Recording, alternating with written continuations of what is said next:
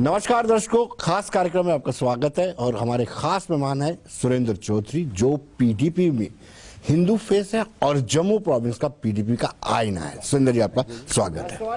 आज सवाल ये उठता है कि पीपल्स डेमोक्रेटिक पार्टी को डैमेज कंट्रोल करना पड़ रहा है, ये आप भी जानते हैं। और जैसे ही पीडीपी ने बीजेपी के साथ हाथ मिलाकर के सरकार बनाई थी और उसके बाद जो बीजेपी ने हाथ खींच लिया, सरकार गिर गई, तो काफी सारी पीडीपी डैमेज हुई थी। वो डैमेज कंट्रोल एक्सरसाइज कहां तक पहुंची? देखिए विनोद जी, पीडीपी को इसमें कोई शक नहीं कि नुकसान हुआ, क्योंकि भारतीय जनता पार्टी के साथ हमारा सोच मिलती है, ना विज़न मिलता है, ना हमारी आइडियोलॉजी मिलती है। ये दो समुद्र के वो किनारे थे जिनका कहाँ मेल ही नहीं होता। लेकिन मेरा कायद, मेरा लीडर मुफ्ती मोहम्मद सईद ने एक बहुत बड़ा फैसला जम्मू कश्मीर रियासत के लिए लिया था, जो आज हम जिसको यूटी कहते हैं। तो क्योंकि हमारे तो आज भी गले से नीचे नहीं उतरता, हमें थोड़ा सा यूटी कहने में कहीं ना कहीं परहेज होता है। इसलिए नहीं होता है कि हम कोई एंटी नेशनल हैं या देशद्रोही हैं, इसलिए नहीं, बल्कि जम्मू के साथ, जम्मू कश्मीर के लोगों के साथ धोखा हुआ है। और बातें बड़ी बड़ी मैं बाद में आप इस पर बात करूंगा। लेकिन जो आप कह रहे हैं कि पीडीपी को नुकसान हुआ, डैमेज हुआ, लेकिन है कि सबसे बड़ी बात है कि आप डैमेज कंट्रोल कैसे करेंगे। आज पॉलिटिकल लोगों को ये कहीं स्पेस ही नहीं है। आप आज दूसरी जो पार्टी, एक भारतीय जनता पार्टी को छोड़ के जम्मू कश्मीर रियासत के अंदर जितनी भी पार्टी हैं, उनको स्पेस दिया जा रहा है क्या उनको पॉलिटिकल एक्टिविटीज़ करने को दिया जा रहा है? रिसेंटली आप देख लें, मैडम रजौरी पुंछ के टूर पे थी और आपने देखा होगा वहाँ डिस्ट्रिक्ट एडमिनिस्ट्रेशन जो रजौरी की थी, उसने मैडम को परमिट नहीं किया। एक लेडी जो वहाँ पे इस रियासत में चीफ मिनिस्टर रही हों, पार्टी के प्रेसिडेंट हों, प्रधान हों, और एक मेन पॉलिटिकल पार्टी है, उसकी लीडर को आप, और Z+ सिक्योरिटी के अंदर हैं वो, उनको आप परमिट नहीं कर रहे। तो इसलिए पीपल्स डेमोक्रेटिक पार्टी को नुकसान हुआ है, लेकिन लोग आज समझ रहे हैं, क्योंकि जो भारतीय जनता पार्टी बेचने की कोशिश कर रही है जम्मू कश्मीर में अपना माल धोखे से, वो बिकने वाला नहीं। लोगों को पता है कि महबूबा मुफ्ती एक वाहिद लीडर है जम्मू कश्मीर रियासत के अंदर, जो दिल से बोल रही है और सच्चाई बोल रही है। और सच्चाई यही है कि लोग भी आज, जम्मू के लोग भी समझना शुरू हो गए हैं कि भारतीय जनता पार्टी ने हमारे साथ धोखा किया। क्यों किया? कि उन्होंने तो जम्मू के लोगों को स्टेट देने का वादा किया था, तो स्टेट देते देते चलो कश्मीर के साथ जो किया, लेकिन जम्मू के साथ भी तो धोखा हुआ। आज जम्मू को जो आपने स्टेट का वादा किया, स्टेट नहीं दिया, उल्टा उनको भी यूटी में डाल दिया। और आज जब देखें, मैं कहता हूँ 75 साल में नो डाउट विनोद जी, जम्मू सूबे के साथ धोखा हुआ है। और चाहे दिल्ली में कोई भी सरकार रही, उसने डिस्क्रिमिनेशन की है। जो लेकिन सुरेंद्र जी, आपकी पार्टी की अगर हम बात करें तो रिसेंटली प्रेसिडेंट के इलेक्शन होते हैं और उसके बाद पॉलिटिकल एडवाइजरी कमेटी बनाई जाती है। ये डैमेज कंट्रोल एक्सरसाइज का हिस्सा है? डैमेज कंट्रोल नहीं है ये। आप देखिए ना, प्रोसेस है। पार्टी प्रेसिडेंट का इलेक्शन ड्यू था, ये तो लास्ट ईयर ड्यू था, लेकिन लास्ट ईयर हम नहीं कर सके 2020 में, इसलिए नहीं कर सके क्योंकि कोविड था और कोविड के कारण इलेक्शन नहीं हो सका। तो अब फिर हमने महबूबा जी की डायरेक्शन पे, और क्योंकि ये ड्यू था, एक प्रोसेस है, हिंदुस्तान एक जहाँ पे largest democracy in the world है और हर पॉलिटिकल पार्टी अपने प्रेसिडेंट को चुनती है, तो लिहाजा वो प्रेसिडेंट का इलेक्शन हमारा ड्यू था। जब वो इलेक्शन हमने किया तो ऑटोमेटिक सारी कमेटियां डिसॉल्व हो गई और नए सिरे से वो कमेटियां बननी है। जो बनी है या दूसरी आपकी स्टेट कमेटी जो अहदेदार बने हैं, तो वो एक प्रोसेस में है, ना कि वो कोई डैमेज कंट्रोल की बात नहीं है। वो जस्ट एक पार्टी की जो रीऑर्गेनाइजेशन है, वो आप कह सकते हैं। इसमें डैमेज वाली कभी कभी सुरेंद्र जी, आपको सफोकेशन नहीं फील होती है कि जैसे बाकी कांग्रेस पार्टी, गांधी परिवार, नेशनल कॉन्फ्रेंस की बात करें तो अब्दुल्ला खानदान, यहाँ पे मुफ्ती खानदान, क्या कोई और काबिल लीडर आपको नजर नहीं आता है महबूबा मुफ्ती के अलावा? मुझे फख्र है कि मैं मुफ्ती मोहम्मद सईद का सिपाही हूँ। मेरा कायद, मेरा लीडर मुफ्ती मोहम्मद सईद से मैंने बहुत कुछ सीखा है। और आपने भी बड़ी बार मुफ्ती साहब से बैठते थे, बातचीत करते थे, और आप जी जी अगर वो 10 जी बिल्कुल, बड़े कद्दावर नेता थे, बड़ी डेप्थ थी उनमें, इसमें कोई दो राय नहीं। और मुफ्ती उनका माजी देखते हैं तो मुफ्ती साहब ये गोल्डन स्पून लेके पैदा नहीं हुए थे। उन्होंने बड़ी स्ट्रगल की। जब उन्होंने कांग्रेस का वहाँ पे झंडा उठाया कश्मीर के अंदर, उसमें उनको काफिर बोलते थे कश्मीर के अंदर, और बड़ी स्ट्रगल करके वो इस देश के होम मिनिस्टर बने, वो इस रियासत के मुख्यमंत्री बने। और आज हमें सफोकेशन इसलिए नहीं होती विनोद जी कि जिन लीडरों के, चाहे वो महबूबा जी हैं, चाहे मुफ्ती साहब हैं, जिनके नीचे हम चल रहे हैं, वो जमीन से उगे हुए पौधे हैं, वो ऊपर से टपकाए हुए नहीं हैं। तो इसलिए इनको आप खानदानी राज नहीं कह सकते। खानदानी राज वो होता है जो विरासत खानदान का बेचते हैं। इन्होंने खानदान नहीं बेचा, इन्होंने अपना अपना अपना अपने आप को पैदा किया, अपने आप को एस्टेब्लिश किया, और उसके बाद इस रियासत के अंदर मुफ्ती साहब मुख्यमंत्री बने और महबूबा जी मुख्यमंत्री बनी और मुफ्ती साहब देश के होम मिनिस्टर बने। इसलिए ये आप इसको डायनेस्टी रूल नहीं कह सकते। डायनेस्टी रूल उनकी होती है जिनकी तीसरी चौथी पीढ़ी आगे चलती है। तो महबूबा जी, क्योंकि महबूबा जी पार्टी प्रेसिडेंट होती तो मुफ्ती साहब पैटर्न होते थे, तो यहाँ डायनेस्टी वाली बात ही नहीं है। और बाकी अगर वैसी बात हो, आज देखें जो ओहदेदार हैं कहाँ हमें रोका जा रहा है। मेरे जैसा इंसान जो छोटे से एक परिवार से निकला और आज जिस मुकाम पे मुझे एमएलसी बनाया गया, ये कोई छोटा मुकाम नहीं होता मेरे जैसी फैमिली के लिए। तो इसलिए मुझे भी उन्होंने पूरा रुतबा दिया, मुझे रुतबा दिया, मुझे। लेकिन सुरेंद्र जी, आहिस्ता आहिस्ता पार्टी बिखरती गई। तारिक हमीद करा, गुलाम हसन मीर, मुजफ्फर हुसैन बेग, अगर जम्मू प्रोविंस की बात करें तो जुल्फिकार, ये लोग क्यों छोड़ के गए? और भी बहुत सारे फरिश्त है, लंबे फरिश्त है, वो पार्टी को छोड़ करके क्यों गए? कोई तो कारण रहा होगा कि इंटरनल डेमोक्रेसी नहीं है अंदर। मैं आपको एक चीज बात कहूं, आप जब पीडीपी को आज डिस्कस कर रहे हैं कि पीडीपी से ये लोग छोड़ के गए, आप किसको डिस्कस करते हैं? हमेशा जो मजबूत होता है उसी को डिस्कस करते हैं। हमेशा लोग उसी पेड़ को पत्थर मारते हैं जिस पे फल लगते हैं। बिना फल वाले को किसी अपने पत्थर मारते हुए देखा है?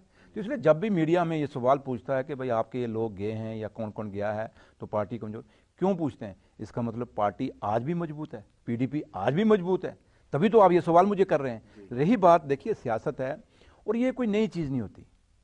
ये जब से सियासत बनी है तब से कोई आता है कोई जाता है। आज आप देख रहे हैं हिंदुस्तान में क्या हो रहा है, कोई इधर जा रहा है कोई इधर जा रहा है। और लेकिन है कि थोड़ा सा दुख होता है कि मुफ्ती मोहम्मद सईद साहब ने जिनको मौका दिया यहाँ अपनी तंजीम के अंदर, उनको फिर इज्जत भी दी, मान सम्मान भी दिया, और जब वो आज गए दुख होता है। बट लेकिन कहीं ना कहीं एक डैमेज भी होता है। मैं ये कहूँ कि मैं डैमेज भी नहीं होता, ये बात भी मैं कहूँगा तो कहीं ना कहीं झूठ होगा। लेकिन सच्चाई ये है कि वो लोग जाने से हमें नुकसान जरूर हुआ, लेकिन फिर भी पार्टी आज मजबूत है और पार्टी अपने पाँव पर खड़ी होगी। लेकिन हम दिल्ली की सरकार को कहते हैं कि आप जम्मू कश्मीर रियासत के अंदर पॉलिटिकल लोगों को स्पेस दीजिए, पॉलिटिकल पार्टियां जो अपोजिशन में हैं उनको एक मौका दीजिए कि वो पॉलिटिकल एक्टिविटीज़ कर सकें। ये नहीं हो कि जो आपके यहाँ पे जो एडमिनिस्ट्रेशन है वो लोगों को मौका ही नहीं दे रही काम करने के लिए। पॉलिटिकल लोगों की कहीं सुनवाई नहीं है जो अपोजिशन के लोग हैं यहाँ पे। आज ये विनोद जी, आपने को भी काफ़ी देर हो गई, आपने बड़े पॉलिटिकल लोगों की पार्टियों को कवर किया होगा, पॉलिटिकल दफ्तरों को कवर किया होगा, लेकिन जो आज के हालात हैं जम्मू कश्मीर के, ये ऐसी कवरेज आपने कभी नहीं की होगी। मुझे बताएं कि जब भी कोई सरकार होती थी, वो जो प्रोटेस्ट कोई होती थी तो वो सरकार के खिलाफ जाके प्रोटेस्ट होती थी, या गवर्नर हाउस के बाहर होती थी, या चीफ मिनिस्टर के बाहर होती थी, या डीसी या डिवकॉम के या बिल्कुल बिल्कुल कभी किसी पॉलिटिकल पार्टी के दफ्तरों के बाद प्रोटेस्ट होते हुए देखी थी? आज सीधा सीधा जम्मू कश्मीर में जब प्रोटेस्ट अप होती है तो लोग सीधे बीजेपी के दफ्तर के बाहर जाते हैं। इसका मतलब जम्मू कश्मीर रियासत के अंदर एलजी सरकार नहीं है, यहाँ दो सरकारें चल रही हैं। एक बीजेपी पार्टी की सरकार है, एक एलजी की गवर्नमेंट है। जब गवर्नमेंट के सेंटर होंगे, पैरेलल गवर्नमेंट चलेगी, फिर वो सरकार आपको कहीं ना कहीं वो लोगों के साथ इंसाफ नहीं कर सकेगी। भाई इंसाफ नहीं कर। क्या सुरेंद्र जी, आपको ये लगा कभी कि अपनी पार्टी को स्पेस दी जा रही, अपनी पार्टी को बीजेपी का बी टीम कहा जाए? कितना उचित रहेगा? टीम कहा जाए, किसको बी टीम कहा जाए? अपनी पार्टी। मैं देखिए, मैं अपनी पार्टी को स्पेस दिया जा रहा है क्या? आपको लगता है कि उसको विशेष स्पेस दिया जा रहा है? पॉलिटिकल स्पेस कौन सी अपोजिशन के पॉलिटिकल पार्टी को स्पेस दिया? यहाँ बात अपनी पार्टी की या दूसरी पार्टी की बात नहीं है। बात है कि हम जम्मू कश्मीर रियासत के अंदर सिर्फ एक ही पार्टी है, भारतीय जनता पार्टी, जिसको स्पेस दिया जाता है। जब वो जलसा खुद करते हैं या कोई पॉलिटिकल प्रोग्राम करते हैं, उसमें कोरोना नहीं होता, कोविड नहीं होता, उसमें उनके गेस्ट हाउस भी खुले होते हैं, सरकारी दफ्तर भी खुले होते हैं, सब कुछ खुले होते हैं। जब दूसरी कोई पार्टी करे प्रोग्राम तो सीधे ऑफिसर कहते हैं नहीं जी कोविड है। क्या कोविड हमारे लिए है? क्या कोविड अपोजिशन वाले फैला रहे हैं? मैं कहता हूं सबसे बड़ा कोविड को फैला रहा है तो वो तो भारतीय जनता पार्टी वाले। इस देश में कोई कोविड का नाम है तो ये भारतीय जनता पार्टी का नाम, मतलब Covid and Bharatiya Janata party का नाम मिलता जुलता है। तो इसलिए ये हमें रोकते हैं कोविड के नाम पे। मैं कहता हूं कहीं ना कहीं ये नाइंसाफी है। इसलिए कौन ए टीम है कौन बी टीम है, मैं नहीं होता कि मैं किसी को रैंकिंग दूं। लेकिन सुरेंद्र जी, ये चीज तो है कि आप जिसको दबाओगे वो पनपेगा जरूर। जिस तरीके से विपक्ष को पूरी तरह से क्रश किया जा रहा है, दबाया जा रहा है, तो क्या पब्लिक इसको नहीं देख रही है कि भारतीय जनता पार्टी जो है सीधे सीधे डिक्टेटरशिप कर रही है? देखिए विनोद जी, मैं एक चीज कहूं कि आज सबसे बड़ा अगर कहीं नुकसान हो रहा है और सबसे बड़ा अगर कहीं लोगों को अगर कोई दुख और दर्द है तो वो जम्मू सूबे के लोगों को है। कश्मीर के लोगों को फिर भी कहीं ना कहीं सुना जा रहा है, लेकिन जम्मू के कौन से लीडर को सुना जा रहा है? जम्मू के कौन सी डेपुटेशन को सुना जा रहा है? आपके सामने आप देखें दिल्ली विजरों के साथ क्या हो रहा है। उन पर लाठियां बरसाई जा रही हैं, NRHM के लोग हैं उन पर लाठियां बरसाई जा रही हैं, आपके रहबरे खेल रहबरे जरात जितने लोग थे उन पर लाठियां बरसाई गई। ये आपके BSF CSF के लोग कैसे उनको उठा के फेंका गया, कैसे उन पर लाठियां बरसाई गई। लोग क्या मांग रहे हैं? क्या आज़ादी मांग रहे हैं? क्या ये मिल्टन है? क्या ये भी उग्रवादी हैं जिनको आप जैसे आप किसानों को कहते हो सिंधु बॉर्डर पे या गाजीपुर बॉर्डर पे कहते हो ये खालिस्तानी हैं, ये आतंकवादी हैं? क्या ये भी वही हैं? इसका मतलब जो अपने हक की बात करेगा वो खालिस्तानी है, वो आतंकवादी है। वो जी। उनका तो वो ये आपने डेली वेजर का जिक्र किया। डेली वेजर का मसला आप भी हल कर सकते थे। 2002 में भी आपकी हुकूमत आई, अभी रिसेंटली बीजेपी के साथ भी आपकी हुकूमत थी। ये लंबा पुराना मसला आप कर सकते थे हल। देखिए विनोद जी, मैं आपको बोलूँ, अगर डेली वेजर जो 60,000 डेली वेजर हैं, ये लगाए किसने? 2002 में मुफ्ती मोहम्मद सईद साहब ने लगाए थे। ये रोजगार दिया किसने था? मुफ्ती साहब ने दिया था। रहबरे जरात भी, रहबरे खेल भी, जितने मतलब के रहबरे जंगलात विगलात जितने भी ये रोजगार 2002 में जो मुफ्ती साहब का गोल्डन इराम कहते हैं उसमें लगे थे। उसमें आज 2014 में जब सरकार बनी, आपको याद होगा, आपने कई बार असेंबली और काउंसिल को कवर किया है, वहाँ तीनों बजट के अंदर ये चीज़ डिमांड, हमारा ये प्रोजेक्ट किया था कि 60,000 डेली वेजरों को रेगुलराइज करना है। जनाब सरकार चली 3 साल तो टोटल चली। 3 साल में बीजेपी ने कभी टिकाई नहीं। कभी वो बीफ उठा के ले आए, कभी वो सैनिक कॉलोनी का मसला उठा के ले आए, कभी वो कुछ और, मतलब उनके पास सिवाय, मतलब हमने ये पहली पार्टी देखी जो हुकूमत में जो रह के भी रोल ये अपोजिशन का कर रहे थे वहाँ पे, जबकि हुकूमत का काम होता है कि लोगों को इंसाफ करना। इन्होंने वहाँ अगर बीजेपी ये बीफ इशू या सैनिक कॉलोनी के इशू या और जितने भी इंडस्ट्री पॉलिसी वगैरह जिन बेसलेस इश्यूज पे जो इन्होंने लोग वहाँ खामखा हंगामा खड़ा करते थे असेंबली या काउंसिल के अंदर, वो करने के बजाय अगर ये सही मैंने में सपोर्ट करते गवर्नमेंट को, महबूबा जी को, तो आज डेली वेजर रेगुलाइज हो जाने थे। क्योंकि जब बजट में कोई चीज़ पेश हो रही है तो वो गवर्नमेंट की कमिटमेंट हो जाती है, वो गवर्नमेंट ने करना ही होता है। गवर्नमेंट ने 3 बजट में ये चीज़ हुई तो लिहाजा वो हमने करना ही करना था। लेकिन अगर 6 साल, अगर हम 6 साल कंप्लीट करते फिर आप ये सवाल हमें पूछते तो फिर हम कहीं ना कहीं कसूरबात है, हमें तो मौका नहीं। हम तो महबूबा जी तो दफ्तर में बैठी हुई थी, अपने ऑफिस में बैठी हुई थी कश्मीर सेक्रेटरीट के अंदर, तो वहाँ पे दिल्ली के अंदर सपोर्ट विड्रा कर ली गई। इवन के जो बीजेपी के लीडर कहते हैं हमें पूछ के दिल्ली में सारा कुछ फैसले होते हैं, उनको भी वो यहाँ से हमें पता नहीं अमित शाह साहब वहाँ से कौन सा इनाम दे के भेजेंगे। उन्होंने आगे से उनको थमाया कि जाइए प्रेस कॉन्फ्रेंस करिए, आप सरकार में नहीं है। बेचारे यहाँ से सरकारी गाड़ियों में गए, वापस आते वक्त प्राइवेट गाड़ियों में आए। ये तो उनके साथ हाल हुआ था। लेकिन सुरेंद्र जी, कभी आपको मलाल होता है कि मुफ्ती सईद को ऐसा फैसला नहीं लेना चाहिए था कि बीजेपी के साथ मिलकर, हालांकि इसमें कोई दो राय नहीं, मैंडेट यही दर्शाता था कि दोनों ही मिलकर के सरकार बनाए, लेकिन आपकी विचारधारा पूरी तरह से अलग है, पैरेलल है, जो कभी जुड़ नहीं सकती। क्या आप मानते हैं कोई गलती हो गई है? ये गलती नहीं हुई, ये मुफ्ती साहब का बहुत बड़ा फैसला था और ये फैसला मुफ्ती मोहम्मद सईद ही कर सकता और कोई नहीं कर सकता था इस दुनिया में। देखिए, जम्मू से 2 आपको मैंडेट आए, कश्मीर से मुसलमानों का मैंडेट एक आया, PDP को आ गया। जम्मू से हिंदुओं का मैंडेट भारतीय जनता पार्टी को आ गया। अगर आप ये इस मैंडेट को ना जोड़ते, हिंदू और मुसलमान को ना जोड़ते, तो जो मुफ्ती साहब हमेशा बात करते थे कि जब तक जम्मू और कश्मीर नहीं जुड़ेगा तब तक आप हिंदुस्तान के साथ जम्मू कश्मीर को नहीं जोड़ सकते। ये आपने उनके भाषणों में कई बार, आज जब मुफ्ती साहब ने ये फैसला इसलिए किया था कि अगर मैं पहले इन दोनों को तो जोड़ूं, फिर ये मुफ्ती साहब ने ये फैसला किया। और उसके साथ साथ मुफ्ती साहब ने एक कहीं ना कहीं धोखा ये खा लिया कि मुफ्ती साहब ने सोचा ये भारतीय जनता पार्टी अटल बिहारी वाजपेयी वाली भारतीय जनता पार्टी है। वो अटल बिहारी वाजपेयी जिन्होंने कश्मीर की धरती से कहा था आप पड़ोसी, आप दोस्त बदल सकते हो लेकिन पड़ोसी नहीं बदल सकते। और वाहिद अटल बिहारी वाजपेयी थे जिन्होंने कश्मीर की धरती से पाकिस्तान को दोस्ती का हाथ बढ़ाया था और उसके बाद लाहौर वो अपनी बस लेके गए थे। तो इसलिए मैंने कहा ना कि मुफ्ती साहब को ये था, और वो अटल बिहारी वाजपेयी साहब जिन्होंने मुजफ्फराबाद रोड खोला, चक्का का बाग खोला, जंगड़ मीरपुर कोटली जो रोड है निशारा के अंदर वो खुलने वाला था, वहाँ चिट्ठियाँ भी आ गई थी। आपका ये सुचेतगढ़ सियालकोट रोड खुलने वाला था, एक बहुत बड़ा यहाँ टूरिस्ट प्लेस पे था। अपना आपका जो अमृतसर में ये क्या नाम है, बागा बॉर्डर है, उस पैटर्न पे ये बनने वाला था। मुफ्ती साहब की वो सोच के ये वाजपेयी साहब वाली बीजेपी है, उनको नहीं पता था कि ये वाजपेयी साहब वाली बीजेपी नहीं, ये डंडे वाली बीजेपी है, जो ये दबा के, बिल्कुल ठीक है आपने कहा कि पहले जम्मू और कश्मीर को जोड़ा जा सकता था, लेकिन क्या पार्टी के अंदर जम्मू कश्मीर को जोड़ा गया है? क्योंकि हमने बहुत सारी शिकायतें लेजिस्लेचर से सुनी थी, विधायकों से, पूर्व विधायकों से सुनी थी कि पार्टी में जम्मू वालों को तरजीह नहीं जम्मू इन मिलती। द सेंस कौन? जम्मू के लीडर्स को। देखें, चौधरी जुल्फकार मिनिस्टर रहे हैं, ठीक है जी। उसके बाद मैं नौशहरा से इलेक्शन हार गया, बेशक वोट मैंने 28,000 लिया लेकिन मैं हार गया। उसके बावजूद मुझे उन्होंने MLC बनाया, वेद महाजन को यहाँ पे MLC बनाया। उसने कौन सा इलेक्शन लड़ा? तो सरदार त्रिलोक सिंह बाजवा साहब को मेंबर पार्लियामेंट बनाया। मैडम शांति देवी को यहाँ पे उन्होंने MLA नॉमिनेट किया। मैडम विजय डोगरा को यहाँ पे आपके सामने वाइस चेयरमैन बनाया। आपके सामने यहाँ मनमोहन चौधरी होते थे, उसको वाइस चेयरमैन बनाया उन्होंने। उसके बाद आपका भूषण डोगरा था, उसको SC/ST का वाइस चेयरमैन बनाया। कहाँ जम्मू के साथ डिस्क्रिमिनेशन हुई है विनोद जी? ये फिरदौस टाक हमारा चिनाब वैली से, उसको MLC बनाया। मतलब कौन जो मुझे कहते हैं कि जम्मू की लीडरशिप जो कहती है कि हमारे साथ डिस्क्रिमिनेशन हुई है, पहले उनको अपने आप के गिरवान में झांकना चाहिए, फिर लीडरशिप पे इल्ज़ाम लगाना चाहिए। मैं तो ये कहूँगा, हाँ वाहिद पीपल्स डेमोक्रेटिक पार्टी है जिसने अपने वर्करों के साथ इंसाफ किया है। डेमोक्रेटिक पार्टी का होगा। गुपकार अलायंस का क्या स्टेटस है इस वक्त?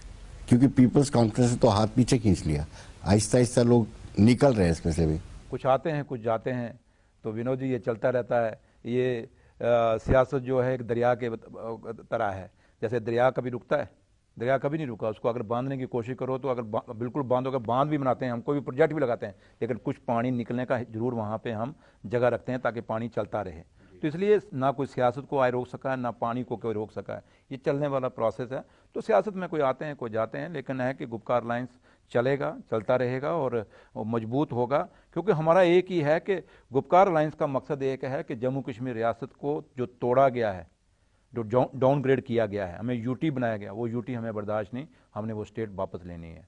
और जम्मू कश्मीर रियासत का जो स्पेशल स्टेटस था वो बहाल करना है। क्योंकि स्पेशल स्टेटस हम अकेले नहीं मांग रहे। यहाँ हिमाचल के पास स्पेशल स्टेटस, हिमाचल के पास स्पेशल स्टेटस कितनी और स्टेटें हैं जिनके 371 पास मांगते हैं। जिनके पास स्पेशल जम्मू कश्मीर के पास कौन सा स्पेशल था? और मैं आपने देखा होगा चंद रोज पहले आपके ही गुलिस्तान टीवी ने कल मेखा दिखाया, एक बंदे ने वहाँ कश्मीर के अंदर RTI लगाई है, जहाँ रूरल डेवलपमेंट के अंदर जो आपके वेस्ट मटेरियल का जो है, वहाँ आज तक कोई पंचायतों में प्रोजेक्ट पैसा ही वेस्टेज हो गया, पैसा लगा ही नहीं है। कहाँ गया? स्वच्छ भारत पे लगाया ना।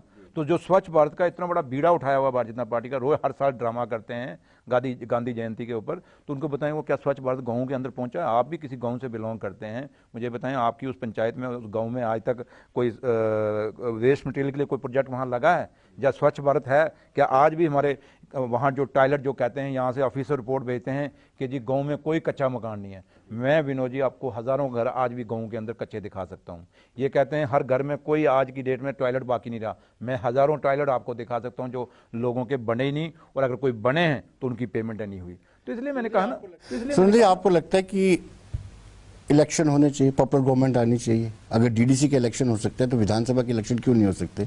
क्योंकि लोग नाराज है, एनॉयड है। एक ऑफिसर्स के पास आम आदमी का पहुंचना बड़ा मुश्किल हो जाता है।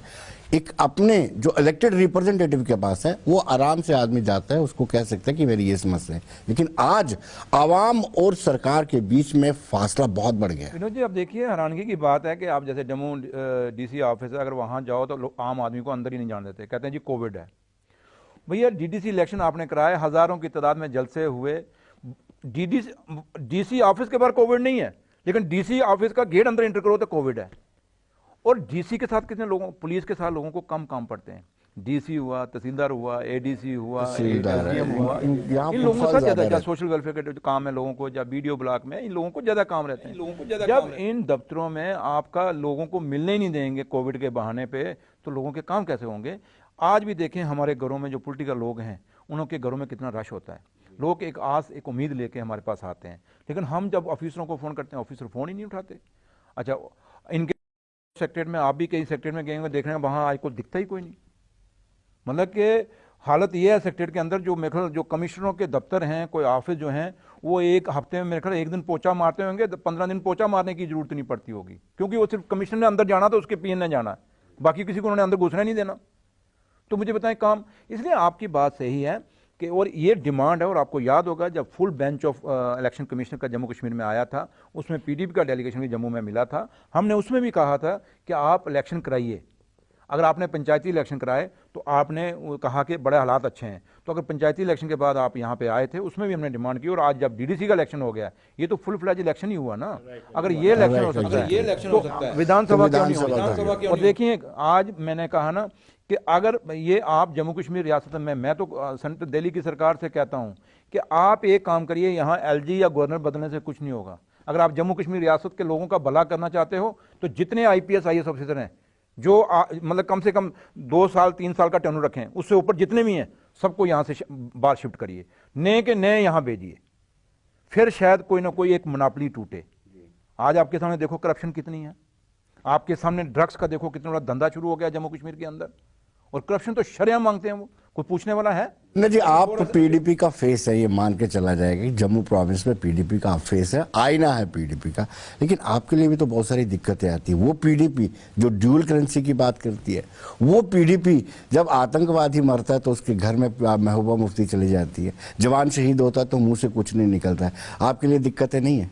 देखिए विनोद जी, मैं वही कहता हूँ कि हम ऑलवेज मीडिया की समझ नहीं आती कि मीडिया पीडीपी ही क्यों अटैक करता है, हमारे अंदर ही खामियां क्यों दिखती हैं, हमारी लीडर महबूबा मुफ्ती के अंदर ही खामियां क्यों? मैं आपको पर्सनली कह रहा हूँ, आपको दिक्कत नहीं आती है कि जम्मू प्रोविंस में इस तरीके से? जम्मू प्रोविंस में कोई नहीं है।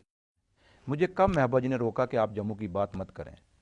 आप तो मेरा जानते हैं, मैं वो शख्स हूँ जिसने 95-96 के अंदर जम्मू एग्रीकल्चर यूनिवर्सिटी का आंदोलन किया था, और मैं दावे से कहता हूं कि जम्मू की डिस्क्रिमिनेशन के खिलाफ हम अगर लड़ा था तो एग्रीकल्चर यूनिवर्सिटी बनवाने के लिए लड़ा था, और आज चट्ठा के अंदर वो यूनिवर्सिटी बनी हुई है। हम देवगौड़ा साहब के शुक्रिया अदा करते हैं, उसमें वो प्राइम मिनिस्टर बने थे और उन्होंने हमें वो जी बिल्कुल याद है। तो इसलिए हम उन लोगों में से हैं। और आज ये कहें कि वो सुरेंद्र चौधरी जिसने उसमें एग्रीकल्चर यूनिवर्सिटी के आंदोलन जम्मू शहर के अंदर खड़ा किया था और एग्रीकल्चर यूनिवर्सिटी जहाँ चट्ठे में बनवाई थी, क्या आज वो सुरेंद्र चौधरी जम्मू के लोगों के लिए बात नहीं रखेगा? मैं रखूंगा, मुझे कोई नहीं रोकता, और ना महबूबा जी ने कभी रोका और ना मुफ्ती मोहम्मद सईद साहब ने कभी रोका। मुझे अपने लीडरों पे फख्र है, उन्होंने कभी, हमें अपने खित्ते की बात करनी है, मैंने कश्मीर से इलेक्शन तो लड़ना नहीं है, मैंने तो जम्मू से इलेक्शन लड़ना है, तो मैं जम्मू के लोगों की बात नहीं करूंगा तो मैं क्या नागालैंड की बात करूंगा, मैं यूपी बिहार की बात करूंगा? इसलिए मैंने कहा कि हमें कहीं सफोकेशन नहीं, हमें कहीं कोई प्रेशर नहीं, वो जो बात रखते हैं वो अपना रखते हैं। लेकिन हम देखिए, महबूबा जी रोज कहती थी कि जम्मू पाकिस्तान और हिंदुस्तान बैठ के बात करें, तो यहाँ बीजेपी वाले क्या कहते थे, ये उग्रवादियों की बोली बोल रही है। तो मुझे बताएं, ये 2 जनरल जिन्होंने बैठ के सीज फायर किया है, विनोद जी हम तो कब से कह रहे थे, कितनी इंटरव्यू में मैंने कहा खुद कि हिंदुस्तान और पाकिस्तान को बैठ के बातचीत करेंगे तभी बॉर्डर के लोग शांति से रहेंगे। सुरेंद्र जी, भारत ने बिहेव किया है एक बड़े भाई की तरह पाकिस्तान के साथ, बिना बुलाए प्रधानमंत्री नरेंद्र मोदी चले जाते हैं, और आपने खुद ही एग्जाम्पल दी कि स्वर्गीय अटल बिहारी वाजपेयी कश्मीर में आके आह्वान करते हैं कि दोस्त दुश्मन बदले जा सकते हैं, पड़ोसी नहीं बदले जा सकते। उसके बाद कारगिल भी होता है, पठानकोट भी होता है, उड़ी भी होता है, पुलवामा भी होता है। ऐसे में पाकिस्तान पर कैसे भरोसा किया जा सकता है? और पाकिस्तान की सरकार कौन चलाता है? पाकिस्तान की सेना और आईएसआई। फिर किससे बातचीत करें? पाकिस्तान से तो बुरी हालत है कि मुझे देखो, मेरी भी जो पैदाइश है वो गाँव से है और आपकी भी गाँव से है, और जितने इस 75 साल में गाँव के लोग सफर हुए हैं, मेरे ख्याल शहर के लोग सफर नहीं हुए पूरे हिंदुस्तान के अंदर। बिल्कुल मानता हूँ। आज भी हमारे गाँव के हैं लोग जो बिजली को तरस रहे हैं, सड़कों को तरस रहे हैं, अच्छे स्कूलों को तरस रहे हैं, पानी आज भी आप देखें गाँव के अंदर क्या है कि 15-15 दिन के बाद लोगों को पानी, शहर के लोगों को तो रोज पानी मिलता है, उनको 15 दिन के बाद पानी मिलता है। तो मैं आपसे ये कहूँगा कि आज हम जब बात करते हैं, जब ये इसकी कि पाकिस्तान ने ये किया वो किया, 7 साल हो गए, 7 सालों में अगर वो नहीं सुधरा तो मुझे बताओ अगले 7 साल और कर लो, फिर आखिर इसका अंत तो होगा ना। देखिए, मैं बातचीत हम क्यों कहते हैं, पीडीपी बातचीत की बात क्यों कहती है? 2002 में जब अटल बिहारी वाजपेयी साहब ने बात की 2003 में, उसके बाद 2003 से लेकर 2014 तक कोई गोला बॉर्डरों पे चला? बॉर्डरों पे शांति रही ना। उसके बाद देखें बॉर्डरों में कितनी डेवलपमेंट हो गई थी, बिल्कुल जीरो लाइन के ऊपर लोगों ने पक्के मकान, वेल फर्निश मकान बनाए थे, आपके सामने है ना। 2014 में जब इन्होंने कहा हम नक्शे से मिटा देंगे, जो आज सरकार है कि हम पाकिस्तान को नक्शे से मिटा देंगे, तो मुझे बताएं क्या हुआ बॉर्डर में? जो लोगों ने उल्टा क्या हुआ, आप देखें आउटर जम्मू में कितनी कॉलोनियां बन गई हैं, बॉर्डर के लोग गांव छोड़ के यहाँ आ गए। और जिस दिन, विनोद जी मेरी बात याद रखना, जब बॉर्डर के लोग जिस दिन बॉर्डर को छोड़ के इधर आ गए ना, तो मुझे बताएं क्या आर्मी क्या करेगी वहां? जी, अब सवाल, समय का अभाव, अब सवाल ये उठता है कि पीपल्स डेमोक्रेटिक पार्टी 5 अगस्त 2019 से पुराना स्टेटस चाहती है, या फिर अब ये डिमांड कर रही है कि जम्मू कश्मीर को राज्य का दर्जा दी जाए? देखिए, पीपल्स डेमोक्रेटिक पार्टी का एक ही स्टैंड है, और ये मैं नहीं कह रहा है, जम्मू के लोग, आपका भी अगर नार्को टच करूं ना विनोद जी, तो आप भी वो स्टेटस चाहते होंगे, लेकिन आप बोल नहीं सकते, अलग बात है। लेकिन हम आपको कहते हैं, जो आप नहीं बोल सकते, हम आपकी आवाज बनेंगे। जम्मू के लोगों की आवाज है जनाब।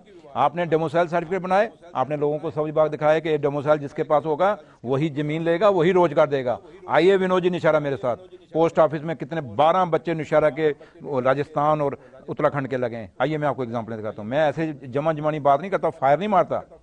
इसलिए आपने पहले डोमिसाइल बनवाए, लाखों लोगों को सड़कों पे खड़ा कर दिया, और उसके बाद वहां कितनी करप्शन, तहसीलदार शरेआम यहाँ नारे बजे, आपके चैनल ने कितनी बार दिखाया नारे बजे, कितने पैसे आपने खुद कवर किया कि तहसीलदार इतने पैसे ले रहे हैं।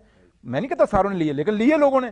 वो जब डोमिसाइल बनाने के बाद फिर आप एक चिट्ठी निकालते हो दिल्ली से, नहीं जी ये डोमिसाइल वैलिड नहीं है, आप जमीन भी खरीद सकते हो, आप नौकरी भी जम्मू कश्मीर में ले सकते हो। तो हम इस चीज के खिलाफ हैं, और सबसे ज्यादा जम्मू के लोग खिलाफ हैं। इसलिए आज जम्मू के पीडीपी नहीं चाहती, आज जम्मू कश्मीर की आवाम चाहती है, और जम्मू के लोग चाहते हैं कि हमारा जो स्पेशल स्टेटस है वो बहाल रहना चाहिए। और ये हम कहते हैं। सुरेंद्र जी, आपने बोली की बात कही, तो बोली में थोड़ी सी नरमी आई है महबूबा मुफ्ती की, जब से इन्फोर्समेंट डायरेक्टरेट ने उनको नोटिस भेजा हुआ है। वो कह रहे हैं किसान जिस तरीके से आंदोलन कर रहे हैं, हम भी उसी तरीके से आंदोलन विनोद जी करेंगे। विनोद जी आप भी मान गए आपको। मैंने कहा हमें जीने तो दो, ऊंचा बोलते हैं आप कहते हो ये उग्रवादी हैं, धीमे बोलते हो आप कहते हो कि आपकी बोली में फर्क आ गया। भैया जीने तो दो, अब जीना ही सांस लेना भी बंद कर दें। अब हम देखिए, जहां तक ऊंचा बोलने, जहां ऊंचा बोलने की जरूरत होगी वहां ऊंचा भी गरजेंगे, ऐसी बात नहीं। जहां नीचा बोलने की जरूरत होगी वहां नीचा भी बोलेंगे। लेकिन कोई कहेगा इनको झुकाएंगे, तो झुकने वाले नहीं। हम लोगों के लिए लड़ रहे हैं, हम अपने आप के लिए नहीं लड़ रहे। और पीपल्स डेमोक्रेटिक पार्टी की बुनियाद ही गरीब लोगों के लिए है। इसको आपको याद होगा, शुरू में लोग कहते थे ये पिंडां दी पार्टी है। पीपल्स डेमोक्रेटिक पार्टी पिंडां दी पार्टी है। हम गांव के लोगों को, किसानों और मजदूरों की लड़ाई लड़ेंगे, हम मुलाजमों की लड़ेंगे, हम छोटे बिजनेसमैन की, हम बेरोजगार बच्चों की लड़ाई लड़ेंगे। इसलिए हमारे मुद्दे बिल्कुल साफ हैं। हम एक दिन एक बयान नहीं करते, दूसरे दिन दूसरा बयान नहीं करते। हम जो कहते हैं, अगर हम कह रहे हैं हिंदुस्तान पाकिस्तान से बात करो, तो आज भारतीय जनता पार्टी ने की, तभी सीज फायर हुआ ना। तो इसलिए हमारा स्टैंड क्लियर है। बहुत बहुत शुक्रिया आपका। Thank you. तो दर्शकों आप बन रहे देश दुनिया की खबरों के लिए, और मुझे दीजिए इजाजत। नमस्कार।